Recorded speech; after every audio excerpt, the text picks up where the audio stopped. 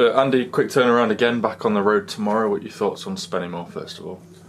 Yeah, another tough game. Like I say it every week. Organised side, Graham's done a good job there. Got them organised. They've got a little bit of pace, a little bit of know-how up front. Really aggressive midfield. So, yeah, they've usually had a good home record. A couple of results going against them so far last few games, but I'm expecting a tough challenge. I know this is a new season, but last season the North East was not a very happy hunting ground for us, was it? No, this year's been pretty well though. Done pretty well there. So hopefully that can continue. But it only comes if we work hard and do all the basics right. We've had a couple of games now where we've had a couple of mistakes that have cost us, but hopefully the players realise and us as the staff realise that we take the mistakes away and we get results. So yeah, expecting a really tough game, but one where we can go there and really implement what we do. Any further thoughts on Saturday since reflecting on it? Well, looking back at the game, reviewed it,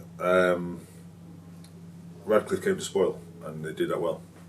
We are going to get teams like that, very similar to probably the Buxton game last year, where they came and spoiled it and almost got a result. But we had a couple of chances which could have fallen half a yard each way, either way. So, on reflection, probably points to fair result. I'm not happy with the 1 point, and I don't think us as a club and staff are and players are, but we have to take it on the chin. There's 4 or 6 games to a season, so no matter where we are, 4th or 6th game, then you can judge on it. You can spin it however you like, couldn't it? Because it could be an important point coming into the season. It was very almost nothing with the penalty, wasn't it?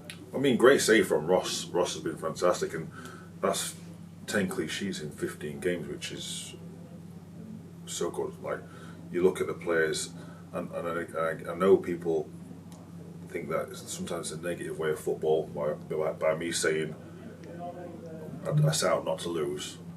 I set out to lose, not to lose because it's bare minimum we get a point. I set out to win every single game, and I believe the players we've got are good enough to do that. Yes, sometimes we don't get the results, but on the whole so far it's been pretty positive. And there's still loads of improvement for us. Even Saturday, there were glimpses where we've recycled it, switched it, crossed it, almost a chance from that. It's just getting on a consistent basis, which we haven't done so far. And again, message to your players is keep your composure, keep your calmness, it'll come. If you have to go back to Ross to go the other side, then I'm not against it. We're keeping the ball, moving it for a reason. So yeah, loads of things that went well, and there's loads of things that we can improve on. And in the past games, you've seen when we have had to play it back and out the other way, it has had success. I think of the Rushaw goal, for example. Yeah, again, patience is the key. We can't go forward all the time. If we did, then we'd give the ball away a lot more than we have done. Yeah, I do get in certain stages there is a little bit of frustration of where we don't play forward, but we're asking players to play a certain way, and so far, like I say, we've done it okay, but we can get a lot better in certain final third entries. So if we have to go, like I say, start back again and move it quickly. Obviously, teams are now setting up to stop that and frustrate.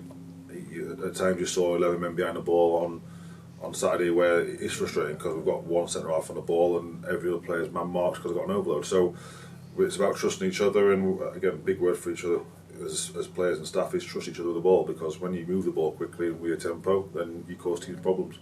You touched on Ross's 10 clean sheets in 15. He's, having spoken to him last week, got one eye on Paul Musselwhite's clean sheet record. I suppose, I know your sole focus is obviously promotion and winning the games. By him focusing on that, it's just a benefit for the team, isn't it? Yeah, we've said it all along. I think I said it the other week. Ross is the best goalkeeper outside the EFL, and his distributions is one of his main assets. But when you're stopping shots like he has done and saving penalty, I thought the penalty was incredible save, by the way. Bottom to his bottom right, great reflexes there. So yeah, Ross is there to keep clean sheets, and the strikers there to score goals. And so far we've got the highest goals scored and the least goals against. So those two boxers doing well. Just need to get a complete performance everywhere else. I'm going to say, if you want your strikers to be top goal scorer and your goalkeepers get the most assists, that just contributes to the overall success of the team, doesn't it? It does, and no matter how we get it's working at the moment. I think we need to realise that not every game's going to be a total footballing display, because teams come in to frustrate and you have to figure out another way to get around it. And not always can you go direct, because a lot of teams in the division are big and they are physically strong, so we have to try and play around them at times. So when it is last 10 minutes of the game and we are still trying to play and get wide and across, and then we have to be mindful that we can't just chuck it in, because they're set for that. So it's about working them out and working them, stretching them one way to go to the opposite side. I suppose that's part and parcel of the level, isn't it? And sometimes I guess people kind of forget that is the case. We've been used to football with certain things in the past, but we have to remember the level and the kind of opposition we come up against.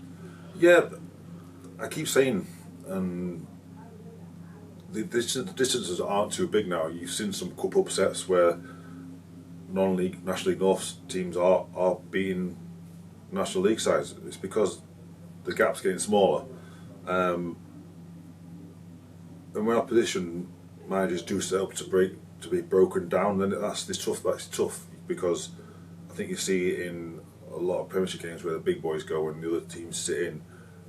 You've still got to try and wear them down and keep the ball moving and tire them out by probing. If it don't come off one way, they've got to come out the other side. So there are times where teams have just sat in, and it's easy for them to break on us because we have the ball and we're expansive at times. And when they've broke on us, then we have to run back. So it's getting that fine balance between being too expansive and all gung-ho and being secure, and then pushing through when we've got like a little pocket space to play. I know we say it every week, but every game is like a cup game to the opposition, isn't it? So that's exactly that emotion. It is. It's, again, a little bit of respect from other teams. They know we're a good side, so they set up in a counter-attacking formation. So we just have to be a little bit better managing the game. I keep saying, sustaining pressure, locking the ball out properly when we've got attacks going on, because that's the only way opposition at this stage have caused problems. Even a penalty was our own problem. We caused it ourselves. So, like I said, teams are breaking us down. It's just us making little lapses of concentration causing us those problems. Team news then, obviously we lost Will Evans early on Saturday, and we didn't have Danny White. Or what are the updates on those two? Will's out. His hamstring's a little bit tight, so again I haven't got a time scale on it because Kieran's still assessing it. It's a case of waiting for a little bit of swelling to go down and making sure that we get Will the right treatment. He may need a scan, I'm not sure yet. Danny Whitehall, we was out training today, but it's touch and go again. We've got to be mindful that we don't lose Danny for too many games, so we give him as long as we possibly can. But we've got players in there that have done a good job so far. We've got 3 centre forwards to choose from, so if Danny don't make it, then it's opportunity for someone else. For Danny, I suppose you've got to be careful. And he had that groin problem about a month ago, and obviously hamstrings. You just got to make sure he's right, I guess, don't you? Yeah, what we don't want to do is lose people for too long. If we lose them for a game, we can balance it. If you lose them for 4 or 5 weeks, then you're struggling. So, yeah, it's just making sure Danny's right. We don't want to play that can only give 90% or 80% or whatever it is, because it reflects on the team. They can't press, versus the team have to work that a bit harder. So we need players that are 100% fit.